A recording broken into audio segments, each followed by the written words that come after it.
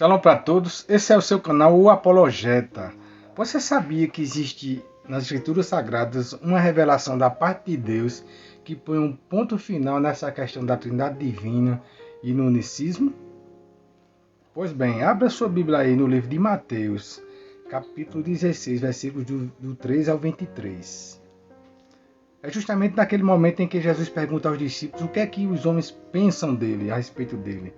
E os discípulos dizem, uns dizem que é João Batista, outros dizem que é Elias, Jeremias ou alguns dos profetas. Aí Jesus pergunta, e vós, que dizeis que eu sou? Observe, aí Pedro diz, tu és o Cristo, o Filho de Deus vivo. Justamente Jesus, ao ouvir isso, diz assim para ele, bem-aventurado és tu, Simão Barjonas, porque não foi a carne e nem o sangue que tu revelou, mas meu Pai que está nos céus. Então não foi Pedro que falou da carne nem do sangue, da vontade dele próprio, mas foi uma revelação da parte de Jeová Deus. Deus revelou quem de fato era Jesus, porque era uma dúvida pertinente. Tanto os judeus que não eram discípulos de Jesus tinham essa dúvida, os sacerdotes, os escribas, os saduceus, como também os próprios discípulos tinham essa dúvida. Mas aí Pedro vem e diz quem realmente era Jesus, mas não foi ele próprio da carne, do sangue dele, da vontade dele, da sua inteligência, do seu psique, não. Foi Deus que revelou para Pedro quem de fato era Jesus. E essa revelação serve para nós hoje em dia. Porque de fato Jesus não é Deus. Jesus é o Filho de Deus vivo. Então acaba totalmente com essa história, com essas falsas doutrinas da Trindade e Unidade, Trindade Divina, doutrina trinitariana, doutrina do unicismo. Então põe por terra tudo isso aqui. E não é só uma palavra inspirada não, é uma palavra revelada. E revelada por quem de fato sabe, e entende e conhece.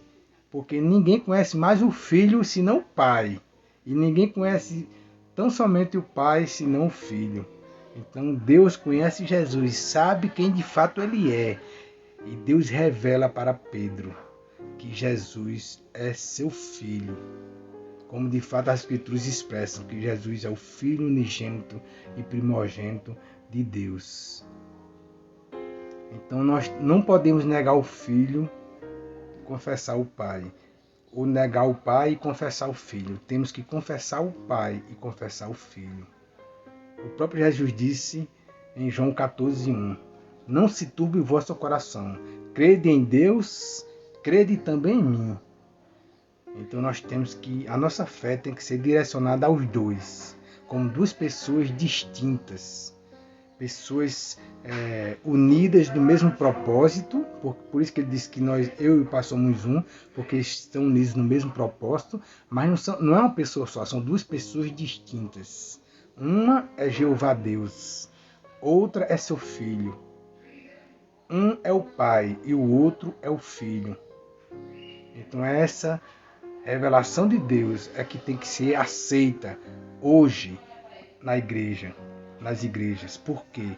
Porque essa era a crença dos pais da igreja, essa era a crença dos apóstolos, essa era a crença dos discípulos. E foi isso que Deus revelou. Em outro momento também, no próprio batismo, Deus lá do céu diz, este é meu Filho amado, em quem me comprazo, em quem tenho prazer. Então em todo momento Deus revela quem de fato é Jesus. E aquele que diz que diferente está chamando Deus de mentiroso. Não está acreditando no Criador. Não está acreditando em Jeová Deus. Mas o está chamando de mentiroso. Porque o próprio Deus afirma e revela isso para os discípulos. Através de Pedro. Que Jesus de fato é o Filho de Deus vivo. E não o próprio Deus Jeová.